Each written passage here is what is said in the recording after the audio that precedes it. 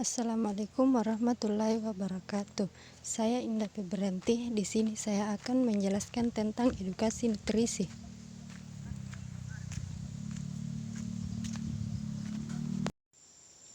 Berikut ini penjelasan tentang edukasi nutrisi. Edukasi nutrisi. Definisi edukasi nutrisi adalah tindakan keperawatan yang dilakukan untuk memberikan pendidikan atau informasi kepada klien, keluarga, dan komunitas terkait cara peningkatan dan memenuhi kebutuhan nutrisi sehari-hari, khususnya kepada orang yang memiliki gangguan kesehatan.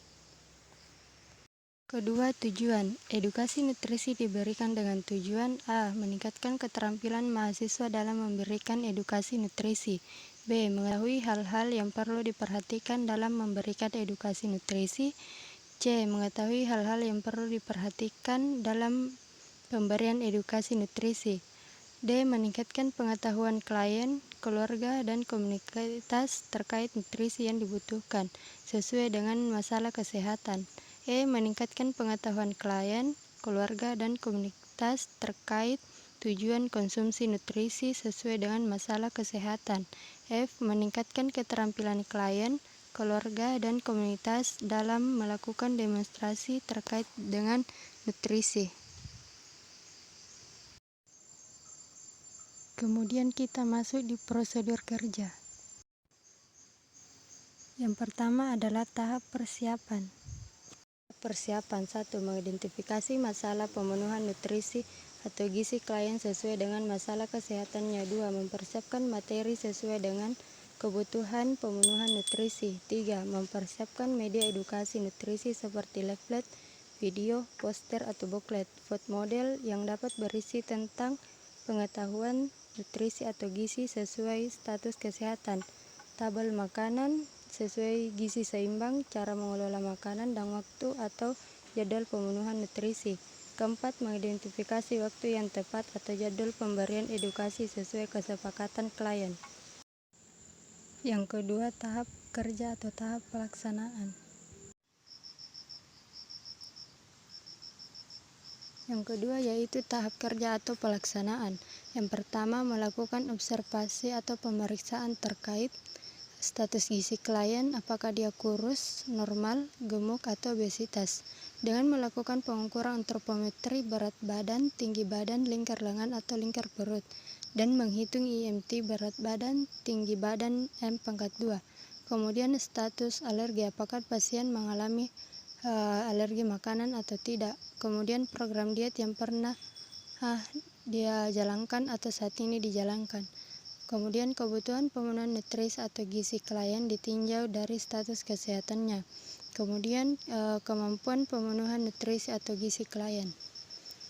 2. Mengidentifikasi kemampuan klien menerima edukasi nutrisi. 3. Menjelaskan ke klien, keluarga, atau komunitas terkait materi nutrisi yang telah disiapkan sesuai dengan masalah klien, seperti pentingnya nutrisi untuk kesehatan, makanan yang dibutuhkan, makanan yang harus dihindari, kebutuhan nutrisi atau kalori sesuai dengan IMT. Keempat, mengajarkan ke klien membuat dan melaksanakan program diet seperti program diet untuk klien hipertensi, program diet untuk klien diabetes, dan program diet lainnya sesuai dengan kebutuhan atau masalah kesehatan. Kelima, menjelaskan kepada klien hal-hal yang perlu dilakukan sebelum memenuhi nutrisi klien atau kondisi kesehatan mulut dan penggunaan obat-obat. Keenam, demonstrasi terkait cara menyajikan makanan yang sehat. 7. Demonstrasi terkait cara mengatur posisi saat makan. 8. Mengajarkan klien, keluarga, dan komunitas cara melakukan monitoring pemenuhan asupan nutrisi seperti penggunaan buku harian atau diary. 9. Mengajarkan klien, keluarga, dan komunitas cara memantau kondisi kekurangan nutrisi. 10. Mengarahkan klien, keluarga, dan komunitas untuk mendemonstrasikan kembali latihan yang diajarkan selama edukasi nutrisi berlangsung. seperti cara menyajikan makanan yang sehat, menyiapkan makanan sesuai dengan program diet yang diberikan. Yang ketiga yaitu tahap evaluasi.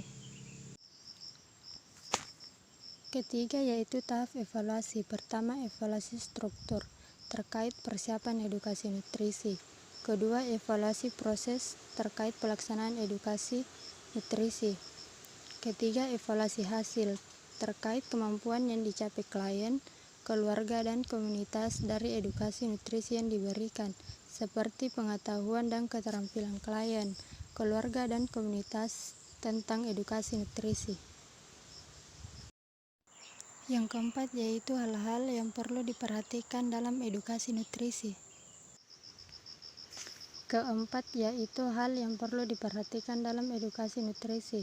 Dalam melakukan edukasi nutrisi ada beberapa hal yang perlu diperhatikan. Yang pertama, perkembangan, memperhatikan kebutuhan nutrisi dari pertumbuhan dan perkembangan berdasarkan kelompok usia.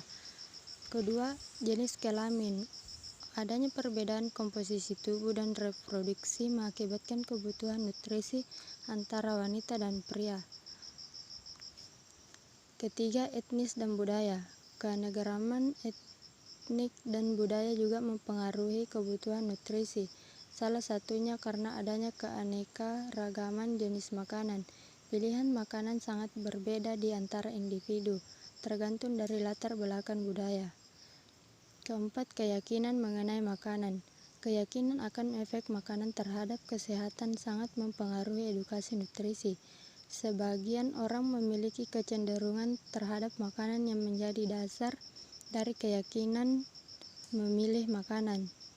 Kelima, pilihan pribadi. Manusia memiliki pilihan kesukaan dan ketidaksukaan berdasarkan keyakinan dari makanan atau nutrisi. Kesukaan dan ketidaksukaan individu dapat juga dikaitkan dengan pengetahuan individu. 6. Praktik keagamaan. Praktik keagamaan juga mempengaruhi nutrisi atau diet seseorang. Perawat harus peka terhadap praktik diet keagamaan. 7. Gaya hidup. Gaya hidup juga merupakan salah satu hal yang perlu diperhatikan saat edukasi nutrisi diberikan karena gaya hidup berkaitan dengan perilaku konsumsi makanan atau diet seseorang. Selain itu, konsumsi nutrisi seseorang juga dipengaruhi oleh status sosioekonomi. 8. Medikasi dan terapi. Medikasi dan terapi pengobatan yang didapatkan oleh klien dapat mempengaruhi status nutrisinya karena ada beberapa zat gizi yang dapat mempengaruhi absorpsi seseorang. 9. Kesehatan. Status kesehatan seseorang dapat mempengaruhi kebiasaan makanan atau status gizi seseorang. 10. Faktor fisiologis. Faktor fisiologis untuk beberapa orang dapat mempengaruhi konsumsi makanan, seperti stres dapat mengakibatkan sebagian orang kurang memiliki nafsu makan dan sebagian orang lainnya memiliki nafsu makan yang meningkat. Terima kasih, itulah video dari saya. Jangan lupa like, comment, share, subscribe, dan jangan lupa tekan tombol lonceng. Terima kasih.